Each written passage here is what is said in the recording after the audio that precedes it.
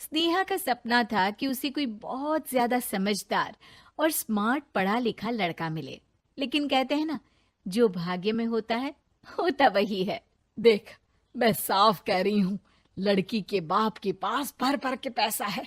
अरे एक बार लड़की ने तुझे पसंद कर लिया तो समझ के पैसे की तो नदियां भर जाएंगी, लेकिन फिर भी तेरी प्यास नहीं बुझेगी बेटा। अरे माँ, फ्रिज में मैंने 2 बोतल पानी की रखी है, और कैसे प्यास बुझेगी?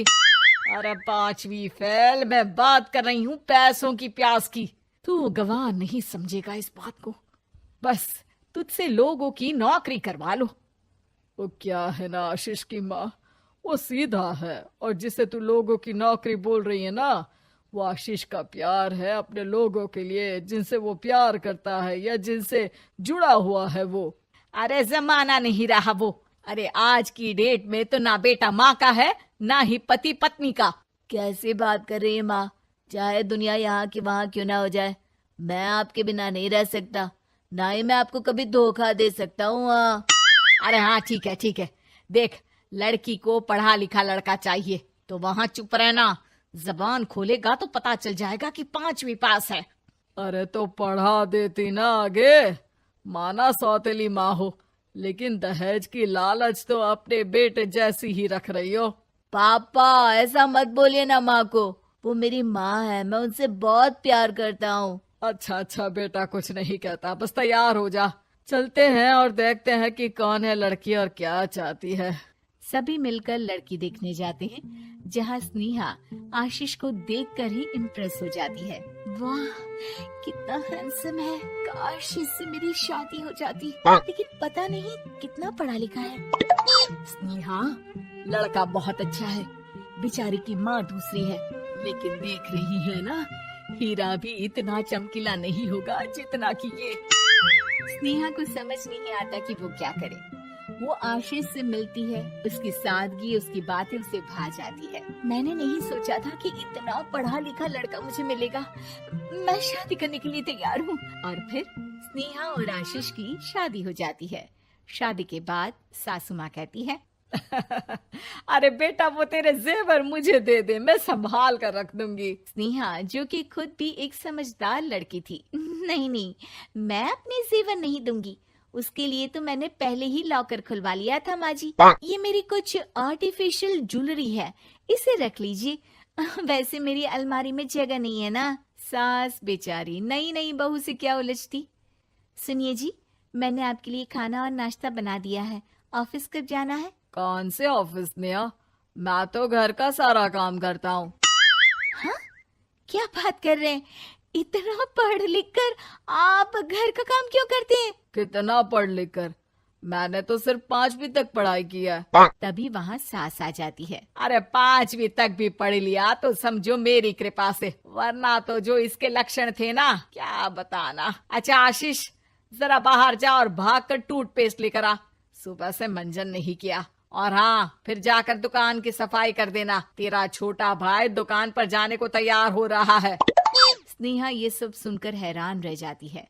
वो सोचती है कि आखिर उससे क्या गलती हो गई जो उसके साथ ऐसा हुआ। आशीष स्नेहा के पास जाता है। सुनो, तुमको तो मैंने पहली मुलाकात में ही बताया था कि। स्नेहा आशीष की बात ही नहीं सुनना चाहती है। वो जोर से चिल्लाती है, चुप रहो बिल्कुल, गंवार कहीं के।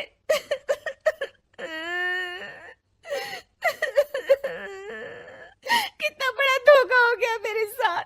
अब मैं इस घर में नहीं रह सकती। प्लीज ऐसी बात मत करो, मेरी पत्नी हो तुम, जैसे बोलोगी मैं वैसा करूंगा। मैं कोशिश करूंगा बाहर जाकर कोई काम ढूंढ लूं, पर प्लीज मत जाओ। चुप रहो गंवार कहीं के, मैं तुम्हारे जैसी की बीवी हो ही नहीं सकती। आशीष स्नेहा को लाख समझाने की कोशिश करता है, लेकिन वो अपने मायके चली जाती है। माँ चलिए ना, स्नेहा को मना कर लेकर आते हैं। अरे जाओ, बनाने जाए मेरी जूती। इतना घमंड, जैसे कलेक्टर हो कहीं की महारानी। अरे मैं तो तुझे कहूंगी कि तू भी भूल जा, हमने नहीं भगाया, खुद ही तो गई है। माँ वो बीवी है मेरी, मैं प्यार करता हूँ उससे, मैं जा रहा हूँ उसे लेने। वहीं स्नेहा के घर पर, माँ वो तो कुछ काम ही नहीं करता, घर का नौकर है, 5वीं पास। मैं नहीं रह सकती ऐसे आदमी के साथ माँ। बेटा वो लड़का बहुत अच्छा है, उसकी तारीफ मैंने हर किसी से सुनी है। तेरा पति है, अब तक एक गलत माँ के साथ रह रहा था, तू संवारेगी तो संवर जाएगा। तभी वहाँ आशीष आ जाता है। मुझे माफ कर दो स्नेहा, पर प्लीज मुझे छोड़कर मत जाओ। मेरी माँ के जाने के बाद मुझे तुम्ही से सारी उम्मीद है। तुम जैसा कहोगी मैं करूँगा, पर प्लीज मेरे साथ रहो। सबके समझाने बुझाने के बाद स्नेहा आशीष के साथ घर आ जाती है। आ गई महारानी, अब आई हो और सच्चाई भी पता चल गई है, तो थोड़ा तमीज से पति के साथ घर देख, रसोई संभाल और हम सबकी सेवा कर। देखो, मैं अब इस घर में बंटवारा चाहती हूँ। जो मेरे पति का हिस्सा है वो उसे मिले और वो आज से कोई काम नहीं करेंगे। हिस्सा ले लो, लेकिन कमाओगे क्या, खाओगे क्या, धूल मिट्टी। अरे तेरा पति किसी काम का नहीं है, वो तो मेरा बेटा कमा रहा है तो 2 रोटी मिल जाती है इसे। तभी वहाँ स्नेहा के ससुर आ जाते हैं। मैंने एक बंद फैक्ट्री को पहले ही आशीष के नाम कर दिया है और घर के 2 तल्ले में 1 तल्ला ले लो। मैं तो आशीष के पास रहूंगा, वकील थोड़ी देर में आता ही होगा। अरे जाओ जाओ, 2 दिन में भूख से तड़प कर सब वापस आ जाओगे। बढ़िया आई बहू बेटे वाली। फिर क्या था, स्नेहा आशीष के साथ मिलकर बंद फैक्ट्री को खोलती है और मन लगाकर काम करती है।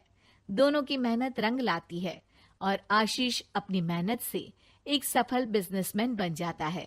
लेकिन एक दिन, अरे बहू बेटा आशीष, मुझे माफ कर दो, मैं भी अब तुम लोगों के साथ रहना चाहती हूँ। इस कमबख्त ने तो दुकान का बेड़ा गर्क कर दिया। वो तो आशीष था जो सारा दुकान का काम संभालता था। बेटा हमारे पास तो अब खाने को भी नहीं बचा। माँ जी, इसे कर्म के फल कहते हैं। खैर, खाना है तो आपको और आपके बेटे को काम करना पड़ेगा, समझी?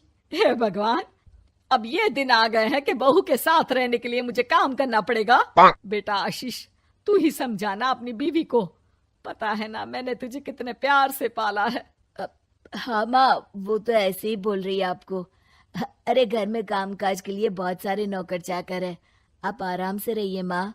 स्नेहा आशीष का अच्छा और सरल सच्चा व्यवहार देखकर मन ही मन सोचती है, मेरा पति गवार ही सही, लेकिन दुनिया का सबसे अच्छा इंसान है।